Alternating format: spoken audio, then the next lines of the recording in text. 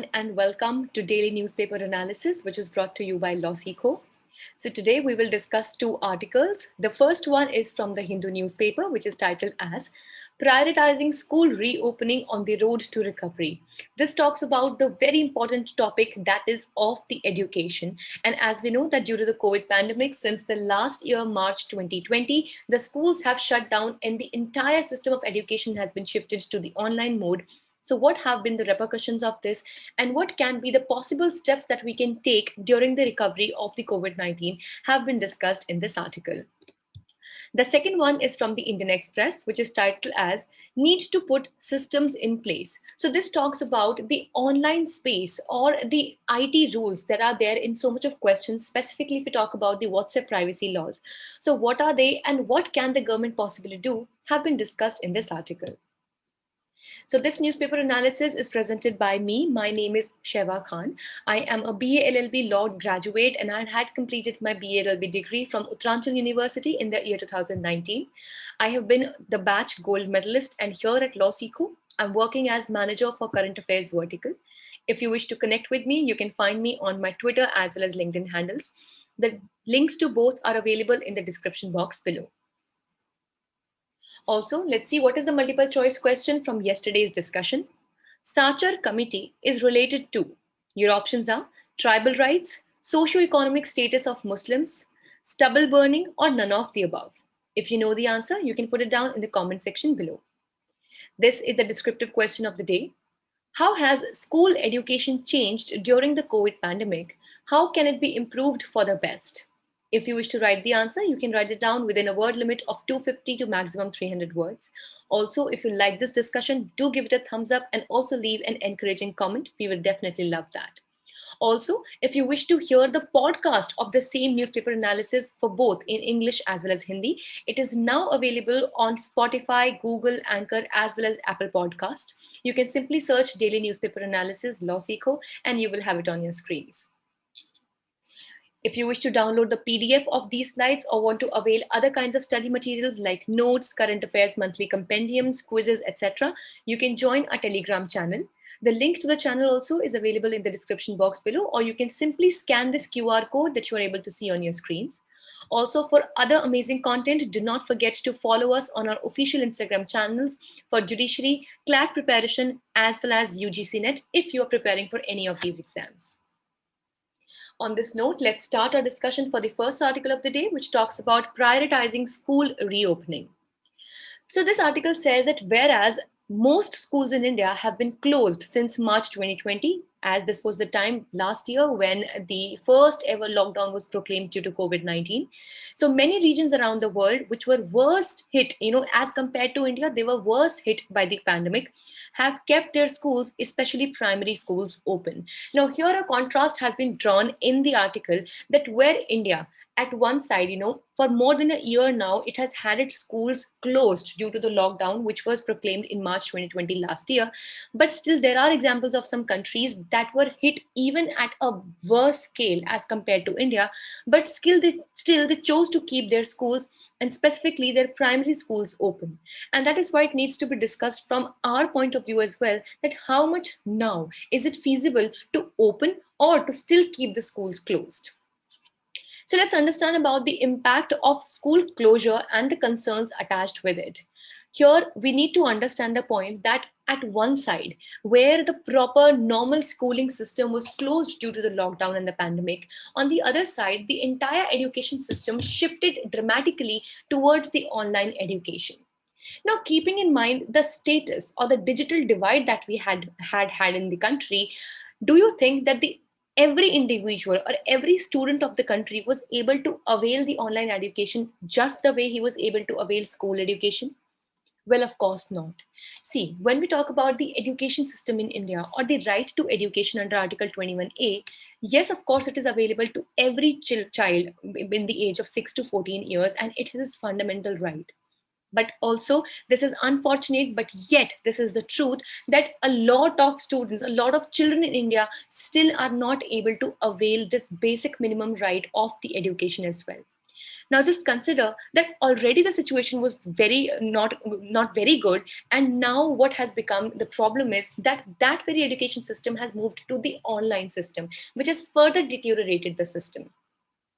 So here, people make considerable investments in children education. Yes, of course, that's the truth. And even prior to the pandemic, there was huge gap, as we were just discussing. So there was a huge gap across the students. So bottom half, passing class 10th, are about 2 years behind in terms of skills. So can you understand that? Let's say, for example, that on an average, a student who is passing 10th standard should be approximately 15 years of age. So yes, normally biologically his age is 15 years, probably it would be. But if we talk about the skill set, so he does not even have a skill set of a 13 or 14-year-old child. And that is why if we talk about the practical learning or the practical education, then of course our students lag badly behind in it. Now you must be thinking about the National Education Policy 2020, which was, a very big policy which came up, and definitely it had a lot of hopes that it gave to the Indian education system. But yet again, the problem or the issue would remain the same, which is of the implementation. Just like the National Education Policy, we have the right to education under Article 21A as well. But how much are we able to implement it in the real sense or in the practical sense? That would create the whole of the difference.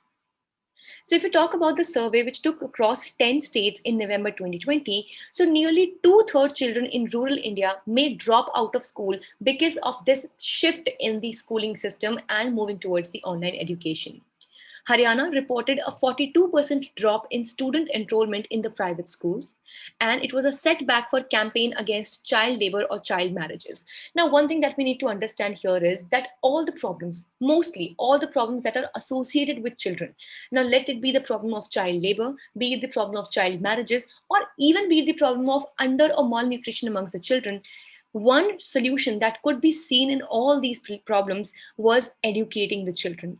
Now, how do you think that would happen? See, if a child is engaged into productive or it would in a proactive system of learning, definitely the parents would not want to send the children. Yes, of course, it has to be backed with their economic growth as well. But at the same time, when the child is engaged in studies, then there are lesser chances that the child will move for any kind of labor as well. Also, when children, specifically here, if we talk about the female children or the girl students, if they are engaged into the system of education, there are less likely of the chances that they would be forced into child marriages. And on the same page, when we talk about the nutrition, the problem of malnutrition or undernutrition amongst the children, then schemes like midday meal have helped students not only to come to the school, but also to incentivize them to give them good nutrition and good food as well if they are agreeing to come to school and attain education. Just the way we were just discussing that the midday meals, they have actually been disrupted now, because obviously midday meals were possible when children were actually moving physically to the schools, and during their lunch hour they were given highly nutritious meals. But now, because of the closure of the schools, these midday meal schemes have been disrupted, and now we have greater number of underweight and wasted children in the country. So if we talk about the risk that is pertaining, so the risk of COVID-19 in children is much lower than for adults. Now, as we know that even at least during the first wave, even the youngsters were not being that badly affected by COVID-19, but only the people above 40 or 50 years of age. But yes, of course, after the second wave, this has come up to the youngsters as well. But still, if we talk about the system for children, so the risk of COVID-19 is still much lower than that for adults as in compared to children. So here is, if we study the case study of Sweden, so no child death has occurred due to COVID-19 so far. And if we talk about Mumbai, the COVID-19 IFR, which is the infection fatality rate, which means that what number of people are actually dying because of the infection for under 19 is minus 0.003%. Now, how minuscule is that? I'm sure you'll be able to understand. So it is minus 0.003% as compared to infant mortality rate in India of 3% and in Japan of 0.18%, which is lowest.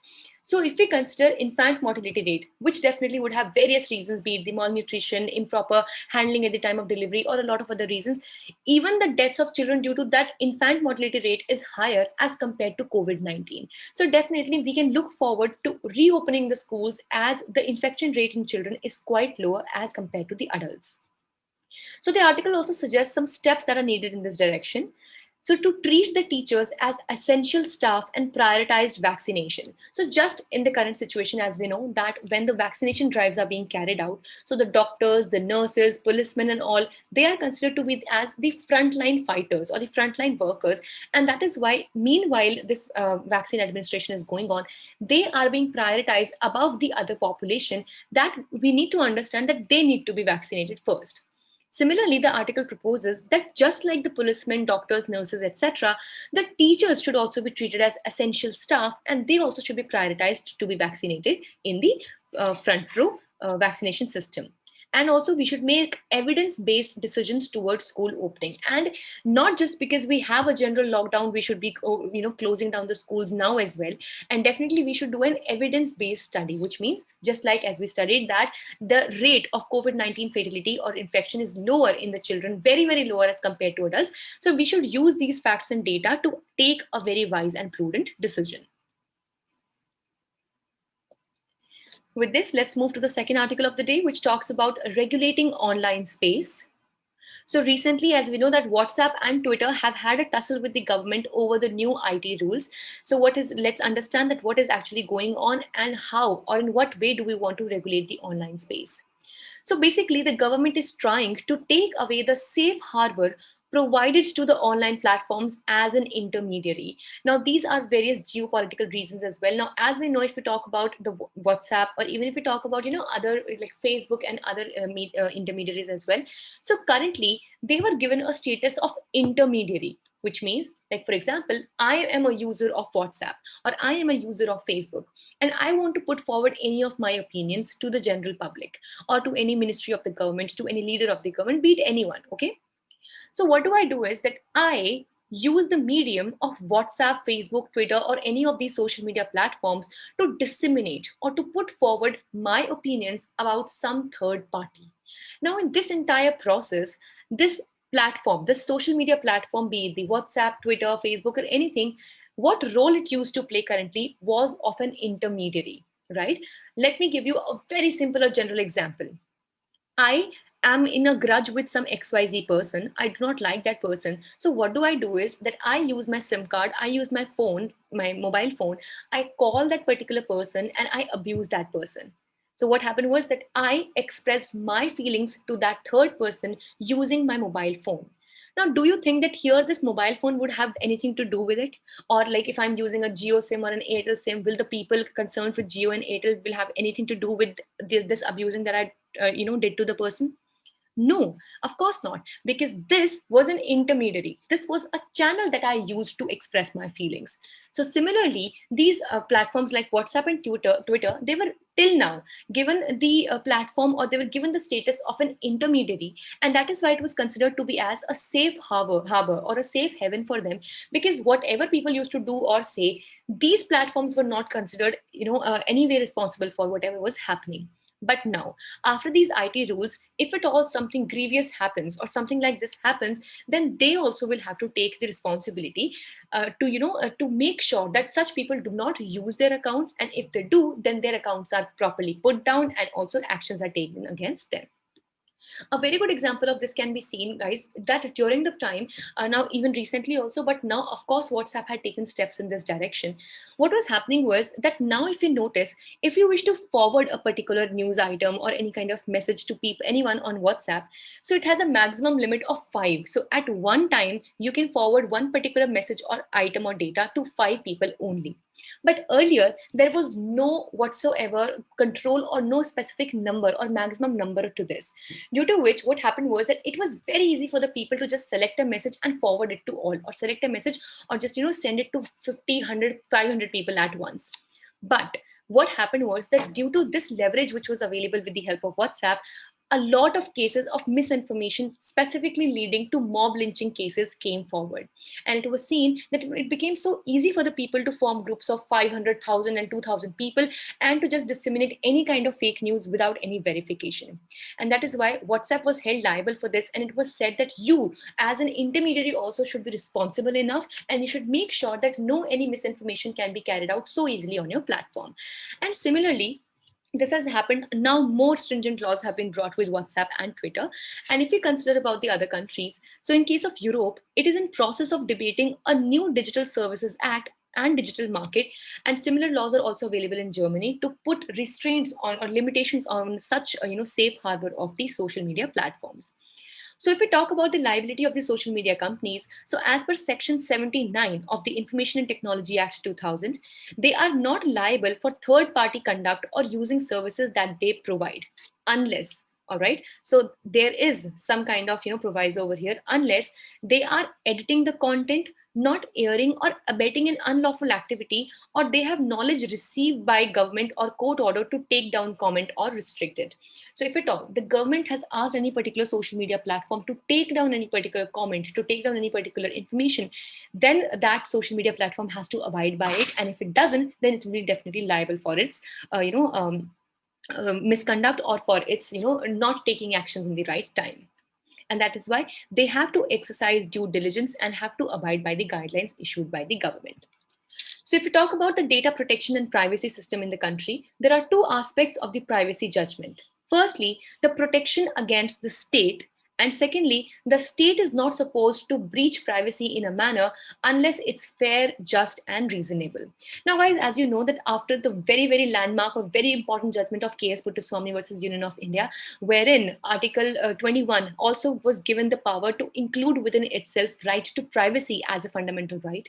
So that is why it has become very important for the state to make sure that we are being protected of our privacy, firstly against the state, and secondly that the state shall not breach our privacy in any manner if at all it is just and reasonable. So of course, if it is for the national security, for the safety and security of the country at large, then definitely our privacy might be hindered, because of course we know that the fundamental rights also are not absolute in nature, right? So if at all they fall under any of the reasonable restrictions under Article 19 clause 2, then definitely it could be taken away, it might be taken away, but otherwise we very much have the right to protect our privacy against the state. And if we talk about the data protection bill, so it is still, yes, of course, it is still a bill. And in India currently, even till now, when we at one side we talk about having digital India and digitizing the entire system of working, but still we do not have a data protection act in hand, though the bill is still under consideration. So it allows the user to decide what to do with the data, and basically it is the data fiduciary, as in the user will be the one who will decide as to what has to be done with his data. And obviously he also has the right to ask for correction and right to be forgotten. So just like this right is given to the people in the European Union, right to be forgotten means that, for example, a particular website has your information, maybe your phone number, your name, your address. Like for example, you order something from Amazon, so it has your default address set, right? It has your mail ID and everything. So if at all this data protection law is brought into India, so we as users will also have the right to be forgotten, which means that we can command that particular website or company to forget or to delete our data, whatever they have in their hands. So let's see that what do we have in the future coming up for the regulation of online space in the country. So this was all for the day. We hope it was a good and informative session for you all. If you liked it, do give it a thumbs up, and thank you so much for joining in. Also, do not forget to subscribe to our channel for never missing an update in the future. Thank you so much.